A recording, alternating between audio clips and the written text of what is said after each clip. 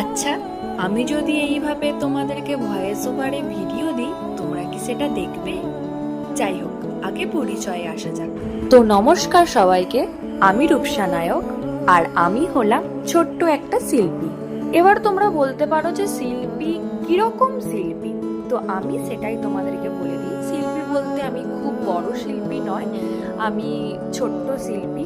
যেমন মাটির থালা, বিয়ের কাঁচকৌটো, বিয়ের পিঁড়ি, পাঞ্জাবি, শাড়ি, কুর্তি, এ সমস্ত কিছুতে আমার হাতের ছোঁয়া একটু থেকেই থাকে। তো এবারে তো তোমরা আমাকে চিনে নিলে, তো এবারে তাহলে তোমরা কিন্তু আমাকে জানিও যে তোমরা আমার ভিডিও দেখতে চাও কিনা, মানে এরকম ভয়েস ওভারের ভিডিও।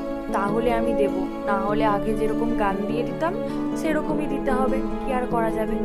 যাই হোক, এবার কাজের কথাতে আসা যাক। এটা হলো বর্ষাদির বিয়ের পিঁড়ি। বর্ষাদি আমাকে বিয়ের পিঁড়ি দুটো দিয়েছিল, বলেছিল যে খুব সুন্দর করে ডিজাইন করে দিতে, তো আমি সেরকমই করেছি। বর্ষাদির একটাই রেকমেন্ডেশন ছিল যে একটা পিঁড়িতে করে দিতে হবে বরের টোপর, আর একটা পিঁড়িতে করে দিতে হবে কনের মুকুট। তো আমি সেরকমই করার চেষ্টা করেছি। তো এবারে তোমরা কিন্তু আমাকে ঝটপট জানিও যে কেমন লেগেছে তোমাদের এই দুটো পিঁড়ির ডিজাইন। বর্ষাদির তো খুবই পছন্দ হয়েছে, সেটা বর্ষাদি আমাকে নিজেই বলেছে, আর বর্ষাদি হোয়াটসঅ্যাপে সুন্দর একটা রিভিউ দিয়েছে। তো তোমরাও কিন্তু আমাকে কমেন্ট করে জানিও যে এই দুটো পিঁড়ি কেমন হয়েছে।